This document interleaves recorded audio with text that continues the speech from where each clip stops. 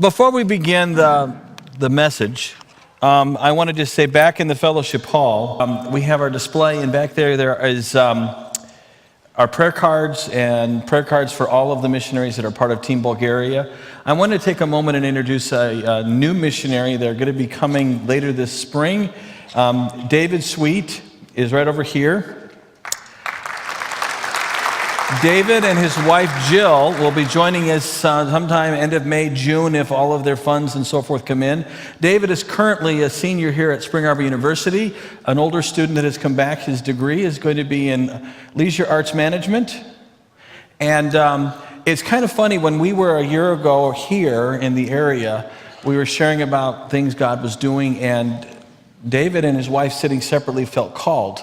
And they contacted us, and we met at Panera Bread and began the conversation. And I said, so tell me about you. Who are you? What do you do? What's your story? And he said, well, I'm going to be graduating next year, and here's my degree. And I about dropped my spoon, because we'd been praying for someone to come and help us develop recreational and outreach ministries with our churches. And God sent us somebody that was getting trained to do that very thing. I get excited sometimes, and I get emotional when I see how God is putting things together. So pardon me if I cry once in a while. I try not to. But God is up to some amazing things. So if you haven't met them yet, they'll be at the table, or he'll be at the table. Jill is this week down with a friend in Georgia. But they will be joining us once graduation. And they need prayer partners. They need people to covenant with them as well. So I'd encourage you to connect and get to know them.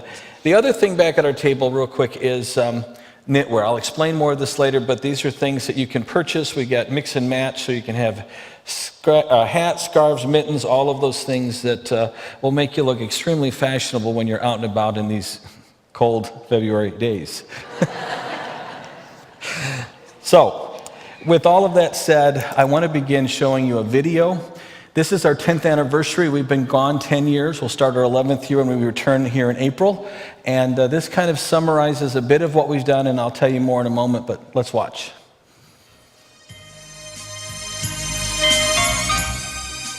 In April of 2007, we arrived in Bulgaria. Having never been there and not knowing anyone living there, we were embarking on an adventure of a lifetime. Our goal when we arrived was to serve the church that God had already established. After all, we were returning to biblical Macedonia. The early church had sent missionaries here, and there are church buildings 4 times as old as our country. We would go and teach and train pastors and church leaders. We began running youth conferences, weekend events. We were checking out the leadership God had in his churches. We hosted teams that came to serve by doing kids clubs, youth events, women's conferences, and many more pastors training. We connected with churches not only in the U.S., but also in the U.K. and throughout all of Europe. God began after about 5 years to expand the team by calling additional full-time missionaries. The Galloways joined us in 2011, the Wells in 2016, and later this year the Sweets will be added. As the team grew, so did the focus of ministry. God was and is assembling a team with different skill sets to create a holistic view of ministry. This has led not only to establishing churches with our church planting model, but also through the St. John Safe Home, ministry to the disenfranchised and abused. Additional humanitarian projects help with Christmas, feeding, and food when able. Finally, we're tackling the economic realities by creating a company to help those struggling to support their families with employment and business opportunities. We are now moving and involved in both Serbia and Macedonia, again serving the church that God has there, to see what we can do to strengthen it and finding out who really wants to share the gospel. If when we arrived 10 years ago, you would have said this is what will be going on, I'm not exactly sure I would have believed you. But we are here, and God is at work, and there is much to do. Who knows what the next 10 years will bring? But I'm sure it will continue to be the adventure that has already begun for all those involved.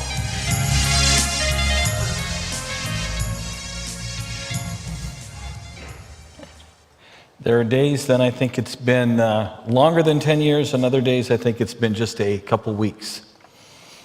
Our tour this year, our theme this year as we're traveling, talking to our partner churches, is God Harvest. And the reason we kind of went with that is that we're reporting back of the harvest that has happened in the last 10 years since you sent us, because you're one of our partner churches, and we feel accountable to you as well as to God with what's going on and how we spend and use the resources. And so our scripture for this time comes from the Gospel of Matthew, chapter 9. We're going to look at verses 37 and 38 primarily. It says, "Then he said to his disciples, 'The harvest is plentiful, but the workers are few.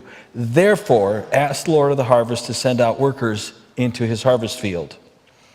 10 years ago, as we transitioned from here to there, we went without knowing anybody, without having ever been there. Very much probably like most of the missionaries went that we read about in the New Testament, being sent. And at the time, it seemed very natural. We knew God was calling us. As I think back on it now, I'm going, that's a little radical. But I was always a bit of a rebel anyway, so I don't think that was too odd. On our time raising funds, we started using an acorn as our reminder to pray for the work. And we chose the acorn because on the internet it said that the oldest living tree in Bulgaria was an oak. In fact, doing further research now, it's over 1,600 years old. It's starting to die, and they've actually got steel beams holding up some of the branches so they don't get too heavy and rotted, because some say now it's the oldest living tree in Europe. And we prayed that our ministry would be like that tree. Started with one acorn thousands of years ago, or 1,000 plus years ago, but it's grown to produce how many more acorns into a strong, large tree. And so we're now looking back and trying to tell you, here's what God has done, because we went and you sent us in the entire process. Prior to going, in my preparation years, God sent us for a while to McPherson, Kansas. And I don't know if you've ever been out to Kansas or not, but it's flat, and it grows an awful lot of wheat. And when I read the scripture, that's the picture that always comes to mind, these amber waves of grain, the wheat fields of Kansas. And when it's time for harvest in Kansas, it's all hands on deck. Everybody gets into the field. They work morning till late into the night, lights on these big old tractors, because if a storm comes, if weather starts to get bad, it can destroy a whole bunch of the harvest really quick. And they want to get the harvest in at its peak of preparedness. And so we see the harvest. But to get that harvest in early summer, they actually do the plowing and get the fields ready in the fall. So every November, or actually October, they start disking the fields and they plant the wheat, and it goes in the ground. It's often called winter wheat, and then winter happens. And it's pretty desolate. Cold, cloudy, not very much fun. And so you don't think much is happening. But then spring comes, summer comes, and you have the harvest. And we felt that our ministry is quite a bit like that in many ways, or has been quite a bit like that as from time to time. But before I get into that, I want to remind you also of another story Jesus told. It's a story of the parable of the sower. It says he went out to sow, and he sowed the seed, and some fell on paths, the hard soil, some fell in rocky soil, some fell on thorny soil, and some fell on good soil. And the good soil produced a crop, but the thorny soil, it got choked out. The rocky soil grew and withered, and the hard soil never even sprouted. And so my question for you this morning, and to think about, is what was wrong with the soil? And the answer is nothing. The soil is fine. It's what's with the soil that needs to be dealt with. The hard soil needs to be tilled, disked, broken up. And when it is, it can produce a crop. The thorny soil needs to have the weeds taken out of it. When I was a kid, my parents had a garden. And guess what the kids had to do every summer? We had to weed the garden so that we'd get a good harvest. I hated weeding the garden, but I did like the produce at the end. Every year I get to go to the UK for meetings with the annual conference there. And where they have it in the middle part of the country, there's these gorgeous rolling hills with these nice rock walls. And I go, well, that's nice. Why did you make nice rock walls? And they said, we didn't make the rock walls. We were taking the rocks out of the field so we could get a harvest, and we piled them on the side of the field, and they made walls over time. They just kept adding more rocks and more rocks and more rocks. So you see, there's nothing wrong with the soil that's around us. What's wrong is there are things in people's lives that we need to try to get rid of, we need to try to remove in order for there to be a harvest. Look, the harvest is ripe. The harvest is plentiful. But those out in the field pulling weeds, moving rocks, they're few. We need a few more of them. And that's really what we began to do when we went to Bulgaria. We went there to serve. We went there to join God's church, what he was doing already with people. You know, we couldn't arrogantly go and say we're taking the gospel to Bulgaria. I live in biblical Macedonia. The name of my town, Petric. Anybody want to take a guess at what that's translated? Peter? The rock? So the gospel's been through there. We went to try to remind them of their first love. So we went with a towel over our arm. We went to try to serve. And so we went wherever we were invited to speak. We did pastors training. We did youth events. We did kids events in all kinds of churches, because so many of these churches have been established and then they're left alone. There's no connection. There's no family. There's no engagement in the process. And so we tried to partner with like-minded Christians and independent groups there, and some things went for a while and other things didn't go for a while.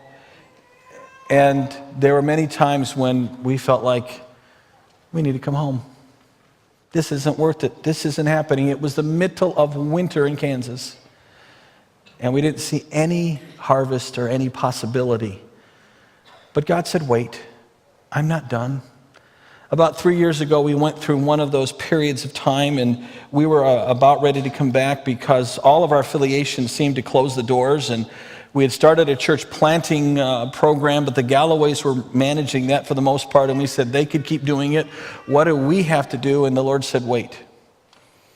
Now, if you know me at all, waiting is not one of my fortes. I like to get things done. I'm a doer, a planner, a thinker, a motivator. And to sit and wait, it was like a spiritual discipline. But we waited, and as we did, we began to think about what are the problems, what are the real issues that we have to deal with in Bulgaria. Bulgaria is the poorest of all the European Union countries. There's 29 countries, and Bulgaria is by far the poorest. If you make more than $434 in a month, you're making more than average wage. But by the way, gas is $6 or $5 a gallon, and the government considers you out of poverty if you make more than $360 a month. Can any of you live on $360 a month? So almost everywhere we go, we're asked for money by the churches because they don't have people to tithe. They don't have money to tithe. And I got very good at quoting Peter in Acts chapter 3, where he said, silver and gold have I none. And I would say that, and what I could give you is friendship, training, encouragement, relationships, but I don't have the money to continually give to you. But the whole idea that the economic reality is difficult. Of the Bulgarians on the planet Earth today, 25% do not live in Bulgaria. They live somewhere else in the world, and they're almost all working age, between ages 25 and 45.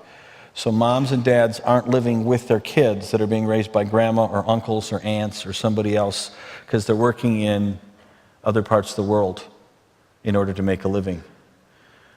That's not how God intended families to be. That's not how God intended situations to be. And we began to say, how can we address those realities? We also began to talk about church leaders. Because often the churches that we were going to help were churches that were established because an evangelist came to town, did some great services, some followed Christ, and then when he left, he looked around and said, you're the pastor. He was the oldest man in the group. And that man loved God and wanted to see a church, and so he's taken that on, but has had no training, no Bible school. In the Roma community, which by the way is gypsy, they're basically most of them don't go to school after about 5th or 6th grade. So they can't read well enough to go off to Bible college, but they love God, they want to care for the people, and we had to begin to think, how can we help them lead the flock, lead the church, and equip them to do so? And so we came up with some creative training methods and ways that work and give the same information without necessarily delivering it in the same format and the same program. Human trafficking became a difficulty. Bulgaria as a country in Europe, has the largest percentage of its population trafficked every year. So a greater number of Bulgarians are taken out of the country, forced into slavery and other things every year because of the economic realities. Someone comes along and says, hey, I'll teach you to be a waitress. We'll let you be a hairdresser. We'll have you do this. Come with me. Or they'll go to the parents of the young gal and say, oh, I love your daughter. She is so beautiful. I want to marry her. I want to take her back with me. I'm going back to my country. Can she come with me? And they'll give a little dowry, $200-300. And they think she's getting married and she's going to have a nice husband. And the truth is she's in a brothel in a week. And we began to wrestle with how can we help solve that. If that doesn't happen, often in the Roma, the gypsy community, at 14, if the girl's not married, they often kick them out of the house and they're living on the street. Because they think they should be married by 14. And if they're not, they're no good. Something wrong with them. They're default. They're defective. And those are ones that are often come up missing very quickly. And so we began to say, how can we address, what can we do in that situation? And so as we began to look at all of the difficulties we were facing, we just had to wait for God to say, here's what's going to happen. And so the first thing he sort of told us to do, it's time to start the denomination. It's time to establish the Free Methodist Church in Bulgaria. And so we did. We went through the legal process, and there's a lot of red tape in there in Bulgaria. But we are a legal entity recognized by the government, fully accredited, authorized to spend money, buy, sell, do whatever you can do as a church. And about 18 months ago, we established 7 church plants, or 7 churches. They were actually church plants, and they actually became our churches. And so we have 7 churches right now. Oh, by the way, starting in mid-March, we're planting another 10.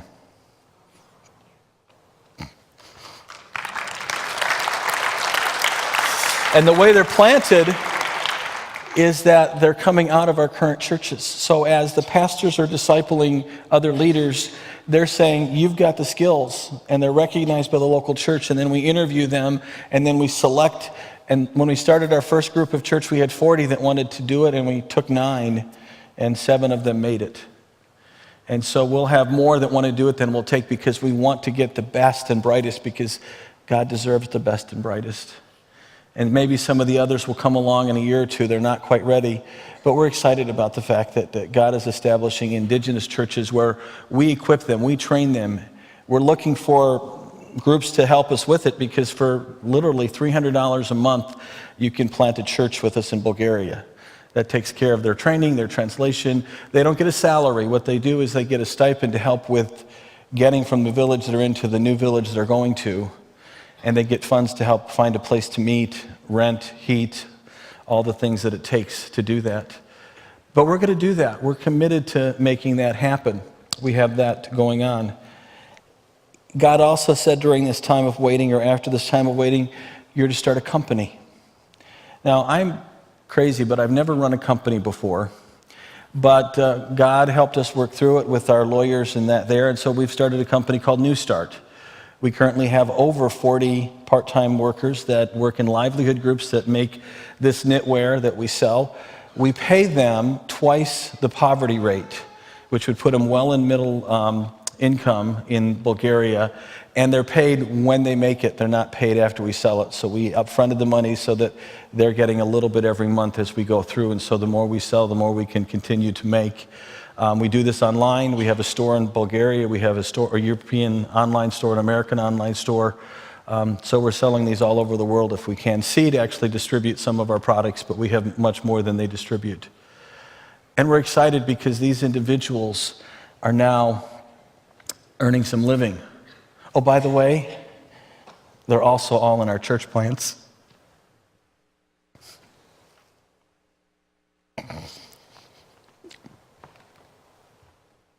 So that we now know that there are people in those churches making a living or making some money and supporting the church so that it grows, so it becomes a community. It becomes this integrated process of the church serving the people and the people serving the church and creating this family. Let me tell you one story about our knitters in the church. Bessie May is an older Roma lady, and she runs the kids ministry in one of our larger church plants. It's actually not a church plant. It's been around for about 20 years. Pastor Lupcho is the leader, and he's our key Roma pastor. But they had a space for kids, but it was kind of tucked down underneath the backside, not finished very well. And she said to the other knitters, let's pool our ties and let's redo the kids' room. So they were pulling their ties and they didn't have quite enough, but they wanted to get started.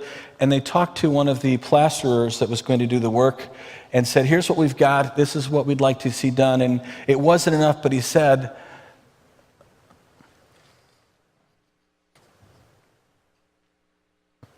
I'll still do it. And he finished this room. He finished this room for the kids. And these women realized that what they sacrificed and gave back to God, God took and blessed and expanded it. So the kids have an amazing little space where they learn about Jesus and others are coming in that they didn't have before. But that was all part of the whole economic reality of beginning to minister and meet their needs. And they in turn were taught about tithing and taught about being churchmen. And that came back to the church to benefit. And that's happening in all of our settings.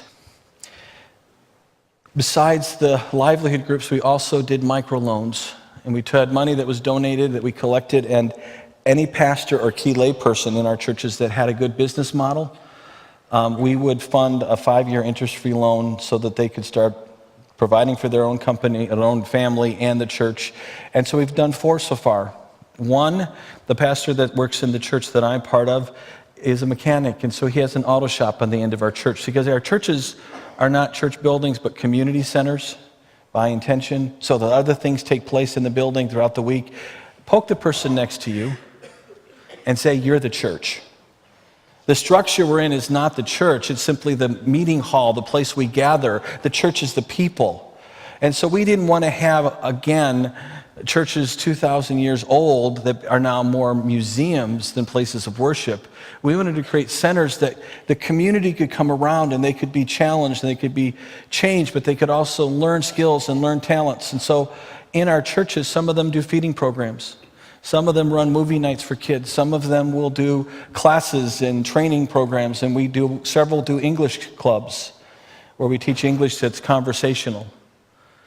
And so we find that as we do that, the people are much more open to engage in coming because it's for them, it benefits them. So besides the one auto shop in our church, one of the other pastors has started a clothing store. Now, it's not a regular store, it's a stall in the village market, so they set it out every day and pack it away every night and set it out every day. But he's making a living supporting him, his son, and his daughter, his son-in-law and daughter, and their family as well. We have 2 pastors that do farming programs. One does agriculture. He had property up in the mountains where they grow cold crops, things like potatoes and berries and nuts. And then we were able to buy property in the valley, and this spring they'll start their first crop, and it will be hot weather crops like zucchini, beans, tomatoes. And part of that will be sold, so they'll make a living. Part of that will go to our food programs, but we'll be bringing other Roma pastors or other Roma people in to help learn farming skills, to profit share in what the crop that comes in. And then our last one is an animal agricultural project. Let me tell you about Alex, because Alex is one of our church planters. Alex first got involved when the Galloways moved to that region and they started an English club. Alex got excited, got discipled, decided he was going to finish school, and so he went back and was able to finish high school. He's now actually going to university. Very unusual for Roma to go to university. But not only is he going to university, but he also then started a pig farm. So he's raising pigs to sell, to make a living, to pay for that, and gave us a proposal to add dairy. So we bought some more property and more cows, and he has now started a dairy farm on top of the pig farm, on top of church planting, on top of going to university. And he got married last year, and they're expecting their first child later this spring. You see, God can do amazing things with people who the rest of the world has written off if we believe in them, if we challenge them, and if we give them resources to make it happen. We can't wait to see what happens. I've got 2 or 3 other proposals for microenterprise loans as soon as I can get all the funds for that put together.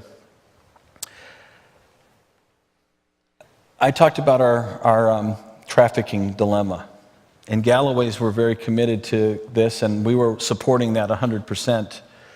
And they decided we needed to start a home that was a preventative home as opposed to a rescue home. Keep the girls from getting trafficked before, and then we don't have as much to deal with when we pull them out. And so we've begun that process, and we're in the final stages of our negotiating for our first home.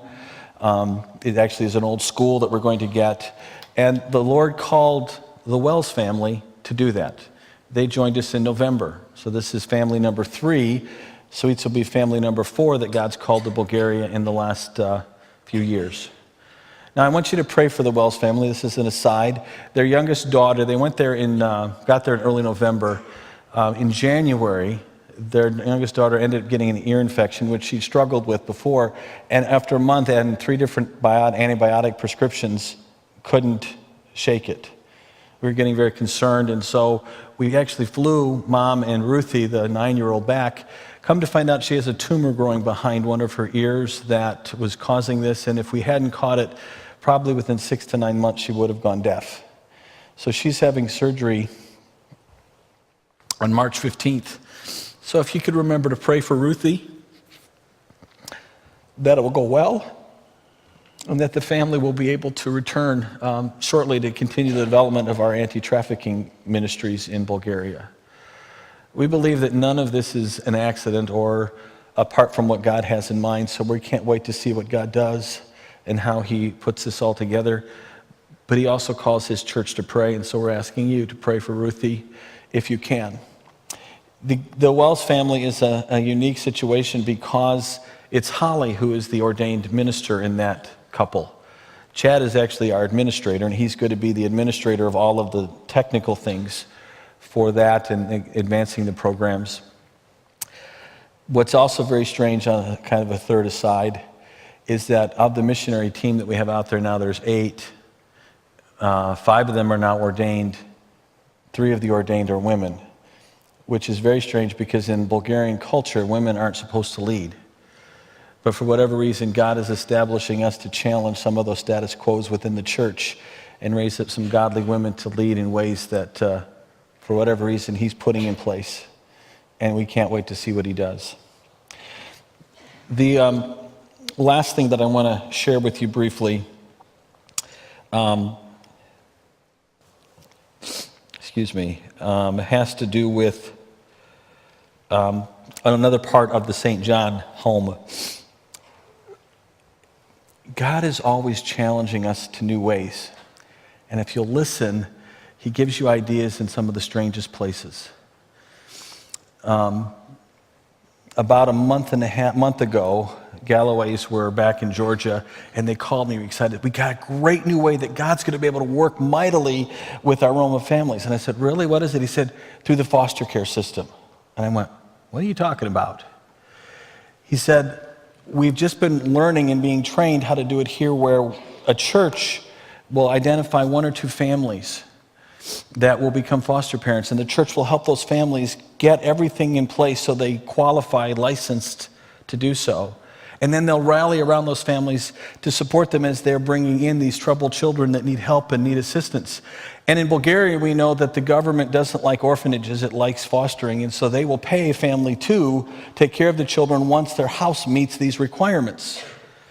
And so we're working through, and it's probably going to be $600 to $800 a house to bring it up to code so that they can begin to be licensed to take in children that are unwanted.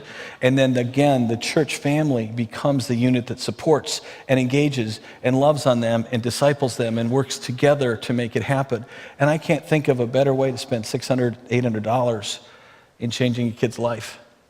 And so we're excited to see how that's going to play out. We don't have all the details yet, but we got the idea.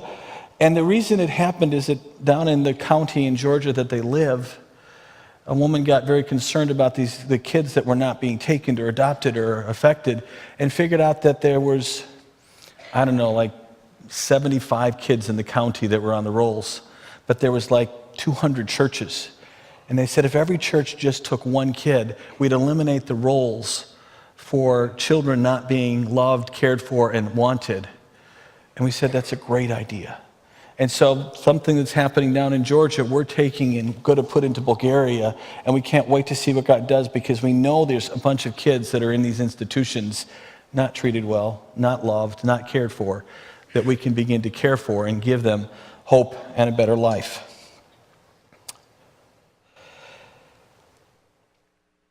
Do you got harvest? It's all around you. If you look for it, you begin to see different and creative ways to make a difference in people's lives.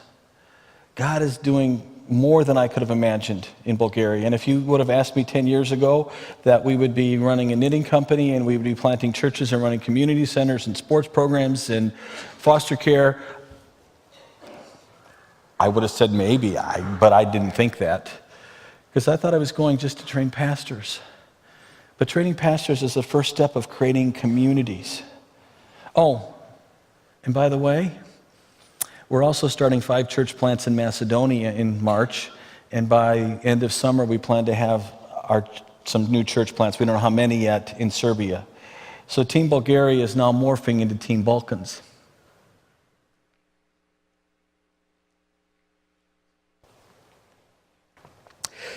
With 4- and 5-year plans to be into Croatia, to be in Albania, to be in Bosnia, and to be in Romania.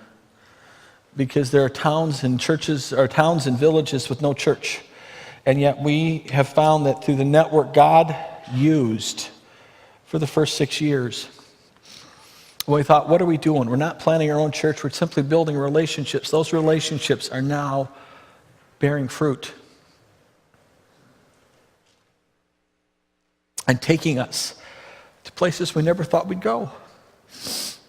But it's exciting, and I can't imagine doing anything else.